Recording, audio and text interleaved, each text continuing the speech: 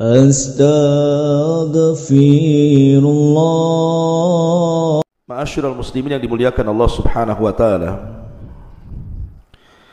Di dalam surah Al-Baqarah ayat 243 Allah Subhanahu wa taala berfirman, Alam tara ilal ladina kharaju min diyarihim wa hum ulufun hadaral maut faqala lakumullahu mutu thumma ahyahum innallaha ladu fadlin 'alan nasi walakinna aktsaran nasi la yashkurun. Tidakkah kau lihat kepada orang-orang yang mereka keluar dari rumah-rumah mereka dan jumlah mereka sangat banyak, ribuan, karena menghindari kematian. Maka Allah Subhanahu wa taala firmankan kepada mereka, matilah kalian semua. Kemudian Allah Subhanahu wa taala hidupkan kembali mereka. Sesungguhnya Allah Subhanahu wa taala sungguh pemilik keagungan atas manusia, akan tetapi kebanyakan manusia tidak pernah bersyukur. Surah Al-Baqarah ayat 243 ini, ulama tafsir mengatakan bahwa ini isyarat kepada kisah seorang nabi yang bernama Hazkiel atau Nabi Hazkiel. Lah Nabi Hazkiel atau Hazkiel salah satu nabi dari nabi-nabi Bani Israel setelah Nabi Musa alaihi salatu wassalam dan setelah Yusa ibn Nun. Saya ulangi sedikit kisahnya. Setelah Nabi Musa alaihi salatu wassalam berhasil menyeberangkan Bani Israel dari Mesir mengarah ke Palestina, kemudian tidak bisa masuk ke Baitul Maqdis Palestina karena ketika itu Baitul Maqdis dikuasai oleh orang-orang Amalikoh, dan orang-orang Amalikoh itu orang-orang asli penduduk Mesir, disebut Amalikoh. Tidak bisa masuk kecuali berjihad melawan mereka. Akan tetapi Bani Israel ini tidak mau diajak berjihad oleh Nabi Musa. Bahkan su'ul adab, buruk akhlaknya kepada Musa alaihi salatu wassalam, dan mengatakan idhab anta wa rabbuka faqatila innaha huna qaidun. Kalau engkau ingin berjihad wahai Musa, kami tidak akan berangkat bersamamu. Silahkan kau berangkat berdua, ajak Tuhanmu berperang sana, biar kami duduk-duduk di sini menyaksikan siapa yang menang, siapa yang kalah. Akhirnya karena mereka menolak ajakan jihad, maka Allah Subhanahu wa taala uji mereka, yatihuna fil ardi arba'ina sanatan. Mereka tidak bisa keluar dari negeri itu selama 40 tahun. Sampai Harun meninggal dunia, Musa pun meninggal dunia. Baru setelah kemudian tampuk kenabian dipegang oleh Yusa ibn Nun yang merupakan orang dekat Nabi Musa alaihi salatu wassalam. Kemudian muncul orang-orang pilihan dari Bani Israel. Barulah kemudian generasi berikutnya selama 40 tahun berikutnya, barulah kemudian Bani Israel mau diajak berjihad untuk mengalahkan orang-orang Amalikoh yang menguasai Palestina kala itu, dan berhasil. Maka di zaman Yusa ibn Nun ini banyak pembebasan kota, pembebasan daerah dan negara, sehingga Bani Israel semakin membaik kehidupannya. Akan tetapi setelah meninggalnya Yusa ibn Nun, semakin jauh mereka dari para nabinya.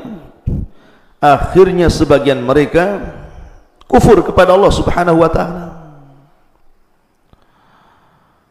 dan sebagian mereka menyekutukan Allah Subhanahu wa taala dengan menyembah berhala-berhala. Dari sinilah diutus kepada mereka seorang nabi yang bernama Hazkiah atau Nabi Hazkil. Diutus kepada mereka nabi ini. Tantangan berat karena mendakwakan dakwah tauhid, dan setiap nabi tugas mereka adalah mendakwakan dakwah tauhid, karena itu tugas pokoknya. Walaqad ba'athna fi kulli ummatir rasulan an i'budullaha wajtanibut taghut. Dan kami utus pada setiap umat seorang rasul, tugasnya mengajak manusia sembahlah Allah dan jauhi sesembahan selain daripada Allah alias taghut. Itulah tugasnya Nabi Hazkiel kali itu, mengajak manusia mengembalikan ke dalam tauhid. Ma'asyiral muslimin yang dimuliakan Allah Subhanahu wa taala, ada sebuah desa atau sebuah daerah namanya Dawardan. Daerah itu namanya Dawardan sebelum Wasit. Nah, daerah ini karena kufurnya mereka ataupun karena menjauhnya mereka sedikit demi sedikit dari ajaran nabinya, maka Allah Subhanahu wa taala kirim azab kepada mereka berupa penyakit taun. Penyakit taun mungkin semacam lepra atau yang sejenisnya, mungkin sama dengan wabah-wabah di zaman sekarang seperti COVID-19 di zaman sekarang itu ya, COVID-19. Lah wabah ini memakan korban banyak. Akhirnya orang-orang yang tidak terkena wabah itu, mereka berusaha keluar dari negeri itu. Kemudian mereka naik ke atas bukit untuk menghindari wabah taun itu, supaya jangan sampai tertular. Dan jumlahnya ribuan, ada yang mengatakan sampai 30.000 manusia mengungsi dari tempat itu. Ada juga ulama tafsir mengatakan bahwa alasannya karena Nabi Hazkiel ketika itu meminta masyarakat Dawardan ini untuk berjihad, tapi mereka enggan berjihad. Dari situlah penyebabnya akhirnya datang penyakit taun kepada mereka. Alasan tidak mau jihad mereka itu karena takut dengan kematian, pengecut. Tetapi lihat, orang menghindar dari kematian jatuh pula kepada kematian yang lain dengan cara ditimpakan taun kepada mereka. Akhirnya mereka keluar dari tempat itu, kemudian naik ke perbukitan. Allah Subhanahu wa ta'ala takdirkan akhirnya diangkatlah penyakit taun ini. Karena sudah merasa aman bahwa penyakit taun diangkat, balik lagi orang-orang yang ada di bukit ini kembali ke daerah itu. Subhanallah. Mereka berbangga satu dengan yang lainnya karena ketidakikutan serta mereka untuk berjihad bersama Hazkiel. Dari sini akhirnya Allah Subhanahu wa ta'ala kembali menurunkan penyakit taun kedua kalinya, dan banyak yang meninggal. Lah yang masih selamat akhirnya menyelamatkan kembali kedua kalinya, naik lagi ke atas bukit. Rupanya sampai di atas bukit Allah sudah mengutus malakul maut untuk mencabut nyawa orang-orang ini. Tidak mati karena taun, tetapi mati dicabut malakul maut. Itu namanya al-hadaru la yamna'ul qadaru. Menghindar dari kematian tidak bisa lepas dari takdir kematian. Ada menghindar dari penyakit taun, rupanya takdir kematian sudah ada di bukit menunggu Anda. Dari sini Allah Subhanahu wa ta'ala berfirman, alam tara ilal ladzina kharaju min diyarihim wa hum ulufun hadaral maut. Tidakkah kau lihat orang-orang yang keluar dari negeri-negeri mereka, dari rumah-rumah mereka, dan jumlah mereka uluf, banyak sekali. Kenapa mereka keluar? Hadaral maut, karena menghindar dari kematian, takut terkena taun. Faqala lahumullah, maka Allah berfirman kepada mereka setelah mereka menghindar dari kematian karena takut dengan taun, mereka pun naik ke bukit-bukit. Rupanya di sana ada malakul maut yang Allah perintahkan supaya mencabut nyawa-nyawa mereka. Makanya Allah katakan mutu, matilah kalian. Akhirnya semua orang yang mengungsi dari tempat itu karena takut terhindar taun mati juga di perbukitan. Maka jasad yang uluh, yang sangat banyak itu bergelimpangan di mana-mana. Bukit itu penuh dengan jasad yang tidak bernyawa. Berhari-hari, berminggu-minggu, berbulan-bulan, bertahun, akhirnya jasad itu menjadi tulang belulang. Dari sini Nabi Hazkiel akhirnya lewat ke bukit itu. Dilihatnya banyak tulang, karena jasad manusia yang bergelimpangan di mana-mana.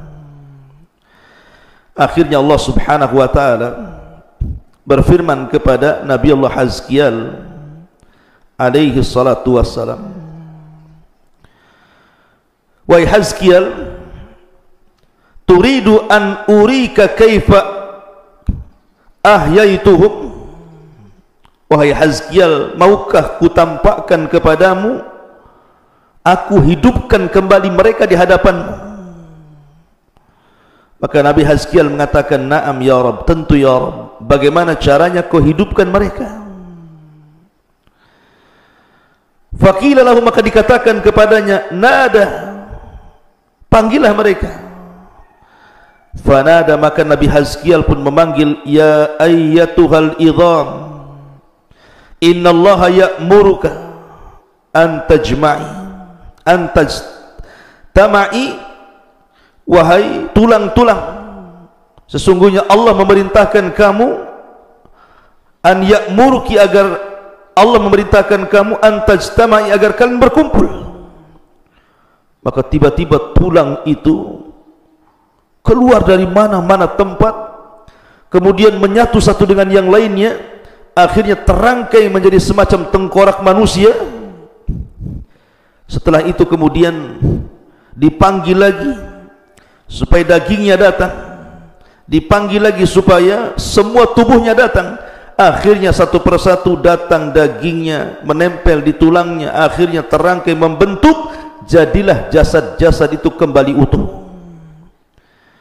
Dari sini kemudian Nabi Hazkiel diperintahkan Allah untuk memanggil rohnya. Maka dipanggillah rohnya, akhirnya datanglah ruh dari mana-mana, kemudian masuk lagi ke dalam jasadnya. Orang-orang yang mati di perbukitan itu Allah takdirkan hidup kembali. Di sini Allah mengatakan dalam Al-Quranul Karim, "Tsumma ahyahum", kemudian kami hidupkan kembali mereka.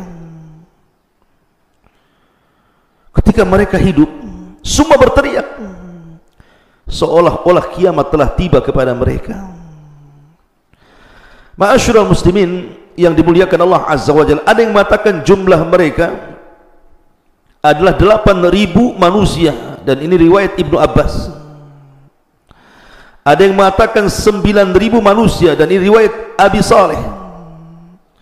Dan ada yang mengatakan 40.000, dan ini riwayat Ibnu Abbas yang lainnya. Dan ada yang mengatakan lebih daripada itu. Wallahu a'lam jumlah mereka. Ma'asyiral muslimin yang dimuliakan Allah Azza wa Jalla, tetapi setelah Allah karuniakan mereka mati kemudian dihidupkan kembali, akhirnya mereka mau beriman kepada ajakan Nabi Hazkiel. Allah takdirkan, namanya seorang nabi juga manusia, kullu nafsin dha'iqatul maut, setiap jiwa itu mesti mengalami kematian. Nabi Hazkiel pun akhirnya meninggalkan mereka dengan meninggal dunia. Rupanya sedikit demi sedikit mereka pun kufur kembali. Subhanallah, sudah diwafatkan, dihidupkan, kemudian kufur kembali. Itulah Bani Israel. Dan tentang syariat ta'un ini, di dalam Islam Nabi SAW bersabda dalam sebuah hadis, idza kana bi ardin wa antum biha fala takhruju firaran minhu, Wa idza sami'tum bihi bi ardin fala taqdumu alaihi. Apabila ada sebuah wabah semacam taun di sebuah negeri, yang di dalam jangan coba-coba keluar. Dan kalau kalian mendengar di sebuah negeri terkena wabah taun, yang di luar jangan masuk ke dalam. Jadi dari dalam jangan keluar, yang dari luar jangan ke dalam. Ma'asyiral muslimin yang dimuliakan Allah Azza wa Jalla. Dan itulah syariat kita. Seperti itu. Kalau seandainya di Batam ini terkena wabah, di tempat-tempat lain tidak terkena wabah, maka kita yang ada di sini jangan keluar, dan orang-orang luar jangan masuk, supaya tidak menyebar. Ini kisah Nabiullah Hazkiel alaihi salatu wassalam. Setelah Nabiullah Hazkiel meninggal dunia, maka kenabian kemudian jatuh kepada Nabiullah Ilyas. Ilyas seorang nabi, satu di antara 25 nabi dan rasul. Salah satunya muncul nama Ilyas karena Allah Subhanahu wa taala sebutkan dalam Al-Qur'an, tepatnya dalam surah As-Saffat, wa inna Ilyasa laminal mursalin. Sesungguhnya Nabi Ilyas itu bagian dari para rasul. Dalam hadis Abi Dzar Al-Ghifari radhiyallahu an, Nabi sallallahu alaihi wasallam bertanya, ataupun Abi Dzar bertanya kepada Rasul tentang jumlah para nabi. Maka Nabi sallallahu alaihi wasallam menjawab, jumlah para nabi itu 120.000 nabi dan 315 rasul. Tetapi yang kita kenal adalah 25 nabi dan rasul, karena itu tercantum dalam Quran. 15 nama terurut dalam suratul An'am, atau 18 nama para nabi terurut dalam suratul An'am, dan yang lainnya bertebaran di beberapa surat dan ayat dalam Al-Quran, sehingga jumlahnya genap menjadi 25 nabi dan rasul. Ada yang disepakati dan ada yang diperselisihkan. Seperti yang diperselisihkan Khidir alaihi salatu wassalam, apakah dia nabi atau bukan. Luqman, apakah dia nabi atau bukan. Kemudian juga Maryam, apakah dia nabi atau bukan. Ma'asyiral muslimin yang dimuliakan Allah, kemudian Dzulqarnain, apakah dia nabi atau bukan, itu diperselisihkan. Tapi yang 25 nabi dan rasul itu disepakati, mereka nabi dan rasul yang wajib diimani setiap orang yang beriman. Satu saja diingkari, maka sama dengan mengingkari semua para nabi dan rasul. Makanya Allah mengatakan, la nufarriqu baina ahadin mir rusuli. Kita tidak boleh membeda-bedakan di antara para nabi dan rasul. Ada yang mengatakan bahwa Nabi Ilyas adalah Idris, sebagaimana Imam Bukhari menyebutkan riwayat Abdullah ibn Mas'ud dan mengatakan bahwa Ilyas itu adalah Idris. Bahkan Abdullah ibn Mas'ud membacakan kalimat salamun ala al-Yasin, dibaca Idrasin, karena Abdullah ibn Mas'ud menyamakan bahwa Ilyas adalah Idris. Dan ini pendapat yang dikuatkan oleh beberapa para ulama. Di antaranya yang menguatkan pendapat ini adalah Dhahhak, kemudian Imam Qatadah ibn Di'amah, dan Muhammad ibn Ishaq. Akan tetapi pendapat Imam Ibnu Katsir Ad-Dimashqi, atau dikenal dengan Ibnu Katsir, karya besarnya Tafsirul Adim Ibnu Katsir, mengatakan bahwa Ilyas dan Idris itu dua orang yang berbeda. Artinya Ilyas sendiri, Idris sendiri. Ilyas ada ceritanya, Idris ada ceritanya. Karena Idris itu hidup setelah Nabi Syith alaihi salatu wassalam, setelah Nabiullah Adam alaihi salatu wassalam, Adam, Syith, kemudian Idris. Tapi Ilyas ini hidup setelah Nabi Musa, kemudian lewat Yusa ibn Nun, kemudian Hazkiel, baru kemudian cerita masuk pada Ilyas alaihi salatu wassalam. Adapun nasab Ilyas sendiri, Ilyas ibn Yasin, jadi Ilyas ibnu Yasin. Makanya ada yang mengatakan Ilyasin, Ada yang mengatakan Ilyas karena namanya Ilyas ibn Yasin. Dan kalau menurut urutan nasab, maka sampai nasabnya kepada Harun alaihi salatu wassalam, saudara daripada Musa alaihi salatu wassalam. Jadi Ilyas ini turunan Nabi Harun, saudara dari Nabi Musa alaihi salatu wassalam, salah satu nabi dari nabi-nabi Bani Israel. Kemana Ilyas ini diutus? Ilyas ini diutus kepada Bani Israel yang terletak di bagian barat Damaskus. Ada yang mengatakan diutus ke Syam, di Libanon. Kenapa ke Lubnan? Karena dalam kisah Ilyas ini akan terkait dengan berhala namanya Ba'labat. Ada berhala namanya Ba'labat. Dan Ba'labat itu kalau sekarang terkenal adalah sebuah kota Ba'labat di Lubnan, di Libanon, di Syam sana. Ada namanya Madinatu Ba'al, disebut kepada Ba'labat. Berarti Ilyas ini diutus kepada sebuah negeri di Syam, di Lubnan, di sebuah kota namanya Madinatu Ba'al. Di situ ada berhala yang disembah oleh kaumnya, namanya Ba'labat. Sebagian ahli tafsir mengatakan bahwa Ba'labat itu satu di antara nama-nama patung, namanya patung Ba'labat gitu.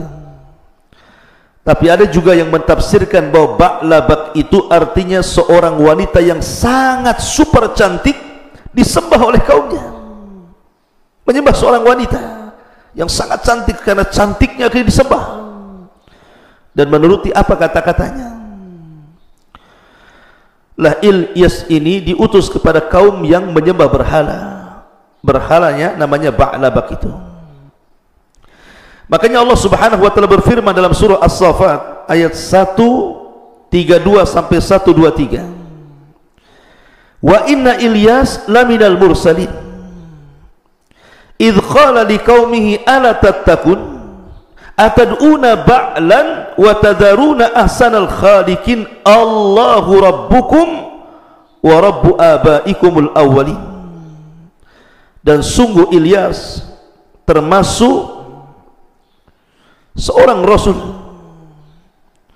Ketika dia berucap kepada kaumnya, mengapa kamu tidak bertakwa kepada Allah? Pantaskah kalian menyembah Baal, artinya berhala namanya Baal itu, sementara kalian tinggalkan sebaik-baik pencipta, yaitu Allah, yang merupakan Tuhanmu dan Tuhan bapa-bapakmu yang terdahulu. Apa yang terjadi? Seolah-olah Nabi Ilyas mengatakan, mana akal kalian? Di hadapan kalian ini hanya patung, batu yang tidak mendatangkan manfaat dan madarat. Kalian mati-matian menyembah batu itu sementara kalian meninggalkan Allah yang sudah jelas-jelas menciptakan kamu, menciptakan bapak-bapakmu, nenek moyangmu. Mana akal kalian? Tetapi sebagaimana Allah Subhanahu wa taala berfirman, fariqan kadzabtum wa fariqan taqtulun. Sebagian Bani Israel terkadang mendustakan ajakan para rasul, bahkan sebagiannya membunuh para rasul. Mereka dustakan ucapan Nabi Allah Ilyas alaihi salatu wassalam. Tak peduli dengan dakwahnya Ilyas. Subhanallah. Fakadzabuhu fa innahum la muhdharun. Akhirnya mereka pun mendustakan Ilyas dan mereka kelak akan mendapatkan siksa dari Allah. Ada yang mengatakan siksa dunia akhirat, ada yang mengatakan siksa akhirat. Illa ibadallah al-mukhlasin, kecuali hamba-hamba Allah yang dibersihkan hatinya dari dosa. Wa tarakna alaihi fil akhirin salamun ala Ilyasin inna kadzalika nazzil muhsinin innahu min ibadinal mu'minin. Dan kami abadikan untuk Ilyas pujian yang baik, pujian yang baik. Di faktor yang membatasi orang-orang datang kepada orang-orang setelahnya, maka kesejahteraan dilimpahkan kepada Ilyas. Sesungguhnya demikianlah kami memberi balasan kepada orang-orang yang berbuat baik. Sesungguhnya dia termasuk hamba-hamba kami yang beriman. Akhirnya ada yang mengatakan mereka pun diadab oleh Allah Subhanahu wa taala berupa pacaklik yang berkepanjangan, wallahu alam. Tapi Al-Qur'an yang menyebutkan fa innahum lamuhdharun, karena sebab itulah mereka akhirnya diseret ke dalam adab Allah Subhanahu wa taala. Ma'asyiral muslimin yang dimuliakan Allah Subhanahu wa taala, setelah kemudian meninggal Nabi Ilyas alaihi salatu wassalam, maka wasiat kenabian kemudian diberikan kepada Nabiullah Al-Yasa alaihi salatu wassalam. Ma'asyiral muslimin yang dimuliakan Allah Subhanahu wa taala, siapa Al-Yasa itu? Al-Quran tidak banyak menceritakan. Makanya kalau kita melihat Al-Quran, dari 25 Nabi dan Rasul yang Allah cantumkan dalam Al-Quran itu tidak semua diceritakan secara detail. Ada Nabi yang diceritakan detail, seperti Nabi Musa diceritakan dari kecil, remaja, dewasa, bahkan sampai dakwahnya diceritakan lengkap. 130 ayat lebih bercerita tentang Nabi Musa. Ataupun Nabi Ibrahim alaihi salatu wassalam diceritakan secara lengkap. Jadi ada nabi-nabi dalam Al-Quran itu memang diceritakan secara lengkap. Tapi ada nabi itu yang hanya diceritakan global saja, dicomot dari beberapa ayat kisah-kisahnya, kemudian diperkuat oleh hadis-hadis nabi, terkadang juga mengambil dari keterangan Israiliyat, tentu yang tidak bertentangan dengan Al-Quran dan Sunnah. Tapi ada nabi ceritanya tidak jelas, disebutkan namanya tapi tidak ada ceritanya dalam Quran. Seperti contohnya Al-Yasa ini, tidak dijelaskan secara detail siapa Al-Yasa ini. Tapi yang jelas ma'asyiral muslimin yang dimuliakan Allah Azza wa Jalla, ulama sejarah mengatakan bahwa Al-Yasa ini disebutkan dalam Al-Quran dalam 2 surat. Pertama suratul An'am, yang kedua suratul Sad. Dan ahli sejarah berselisih tentang namanya. Sebagian mereka mengatakan dia adalah Al-Yasa ibn Akhtub. Al-Yasa ibnu Akhtub. Ada juga yang mengatakan sebagaimana riwayat Ibnu Asakir bahwa nasab yang tercantumkan di tarikh Damaskus, Ibnu Asakir mengatakan Al-Yasa huwa Al-Asbat ibnu Adi. Dia adalah Asbat, namanya Asbat, bukan Al-Yasa. Asbat ibnu Adi, yang kalau dirunut, kalau Al-Yasa ibnu Akhtub, berarti kalau dirunut nasabnya sampai kepada Nabiullah Yusuf alaihi salatu wassalam. Tapi kalau Al-Yasa dia adalah Al-Asbat ibn Adi, afwan terbalik. Jadi kalau seandainya Al-Yasa ibnu Akhtub itu dari keturunan yang lain, tapi kalau Al-Asbat ibn Adi yang dimaksud Al-Yasa Al-Asbat ibn Adi, maka kalau dirunut sampai kepada Nabi Yusuf alaihi salatu wassalam, Yusuf ibn Yaqub ibn Ishaq ibn Ibrahim alaihi salatu wassalam, dan dia adalah anak paman Nabi Ilyas alaihi salatu wassalam. Lah, ketika wasiat kenabian diserahkan oleh Ilyas kepada Al-Yasa, akhirnya Al-Yasa pun meneruskan syariat sebelumnya, mendakwahkan manusia ke dalam tauhid, mengajak manusia untuk kembali kepada Allah Subhanahu wa taala. Karena semakin jauhnya mereka dari kenabian, maka semakin jauhnya mereka dari tauhid, dan mereka menyembah berhala kembali. Maka Al-Yasa berusaha untuk terus mengembalikan mereka agar jangan menyembah berhala dan kembali kepada tauhid. Ma'asyiral muslimin yang dimuliakan Allah Subhanahu wa taala, karena perjuangan Nabi Yasa ini, subhanallah, banyak orang-orang yang beriman Banyak sekali orang-orang yang beriman, tetapi setelah wafatnya Al-Yasa kembali masyarakat, kemudian akhirnya kembali kepada kufur. Celakanya setelah Al-Yasa ini banyak para nabi yang dibunuh. Inilah yang diisyaratkan di dalam Al-Quranul Karim, fariqan kadzabtum wa fariqan taqtulun. Sebagian mereka mendustakan dakwah Rasul dan sebagian mereka membunuh para nabi dan Rasul. Dan Allah Subhanahu wa taala mengatakan, yaqtulunal anbiya'a bighairil haqq. Mereka membunuh para nabi tanpa ada hak yang dibenarkan. Akhirnya Bani Israel terkenal sebagai orang-orang yang membunuh para nabi. Terkadang ada satu hari, satu daerah diutus 3 nabi, dibunuh sekaligus. Na'udzubillah. Itulah degilnya Bani Israel dan penyimpangan Bani Israel terhadap nabi-nabinya. Tidak banyak kisah Ilyasa memang, karena Al-Quran sendiri tidak menceritakan, sehingga sulit untuk menggali banyak kisah-kisah Israiliyat, tapi tidak penting karena terkadang tidak masuk di akal atau bertentangan dengan Al-Quran dan Sunnah Nabi sallallahu alaihi wasallam. Setelah Ilyasa ini ada namanya Nabi Dzulkifli dan nabi-nabi yang lainnya. Bagaimana kisahnya? Maka kisah ini akan terus berlanjut. Mohon sabar, insyaallah kita akan berjumpa di lain kesempatan. Subhanakallah bihamdika, asyhadu an la ilaha illa anta, astaghfiruka wa atubu ilaik. Allahu ta'ala alam. Assalamualaikum warahmatullahi wabarakatuh.